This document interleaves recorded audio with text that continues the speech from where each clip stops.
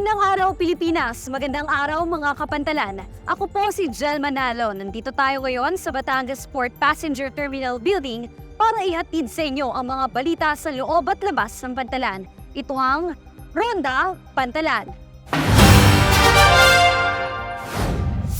Para sa unang balita, matagumpay na naisagawa ang Navigational Safety Forum na nabuo sa pagtutulungan ng Philippine Ports Authority at Philippine Coast Guard. Dinaluhan ng nasabing forum ng iba't ibang ahensya ng gobyerno at mga stakeholder mula sa maritime industry nitong Huwebes, ika-11 ng Abril taong 2024. Layunin ng nasabing forum na makapagbigay ng plataporma para sa isang talakayan sa pagitan ng maritime industry professionals, mga katuwang na ahensya at key stakeholders na tinitiyak na masiguro ang seguridad, kaligtasan at kaayusan sa pag-navigate sa Manila Bay. Ito'y sa kabila ng mga isinasagawang pagbabago, dulot ng mga infrastructure at reclamation project, gayon din ang optimization ng port operations.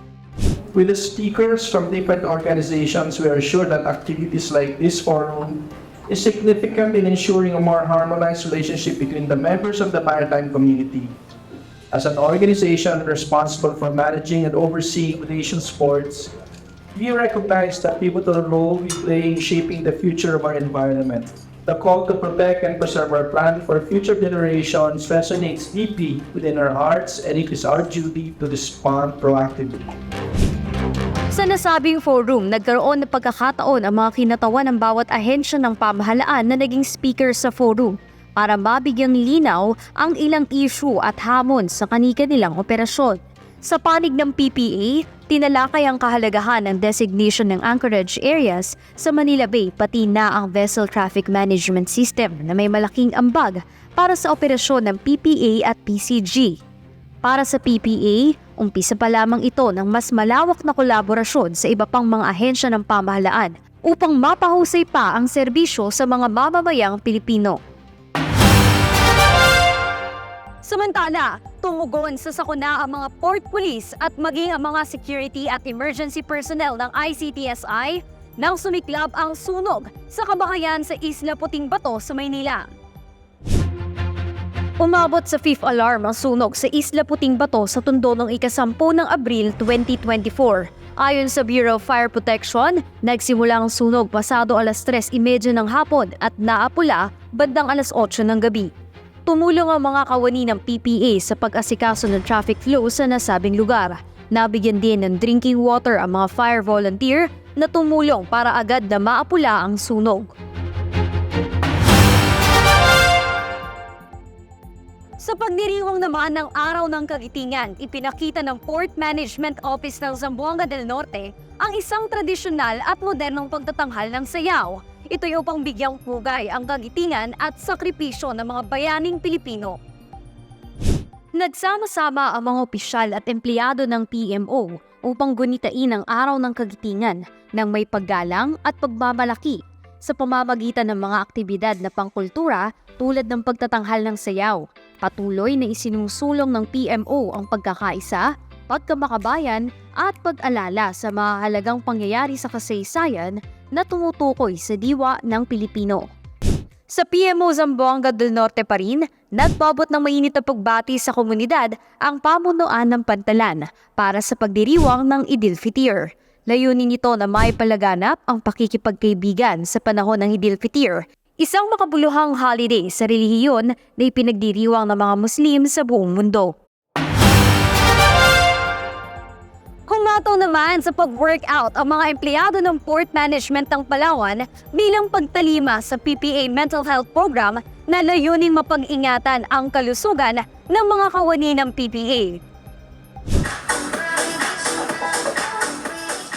Isinasagawa ang workout program ng mga kawani ng PPA PMO Palawan tuwing 10:00 na umaga at 3:00 ng hapon sa loob ng 15 minuto.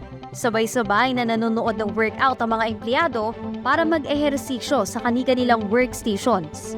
Alinsunod ang aktibidad na ito sa memorandum ng PPA kaugnay sa pag-aalaga sa mental health ng mga kawani ng ahensya.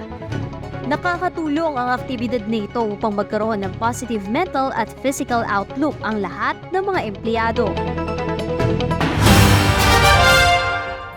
Mainit na sinalubong ng grupo ng mananayaw ang mga pasahero at turistang papasok at palabas sa pantalan ng Masbate. Ito'y kasabay ng pagdiriwang ng Rodeo Masbateño Festival 2024.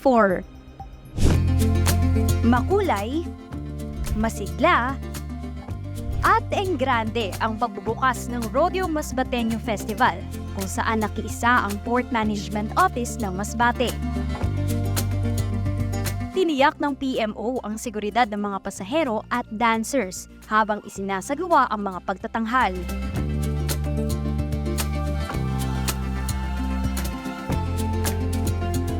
Nakilahok din ang PMO sa Grand Parade para sa formal na pagbubukas ng pista noong ika-9 ng Abril 2024. Napuno ang mga kalsada ng makukulay na kasuotang pang-rodeo at musika mula sa mga banda at manunood. Ayon sa datos noong nakaraang taon, nakapagtala ng kabuuang 112,880 na bilang ng mga pasahero na pumasok at lumabas sa Masbate para sa buwan ng Abril. At inaasahang dadami pa ito ngayong taon.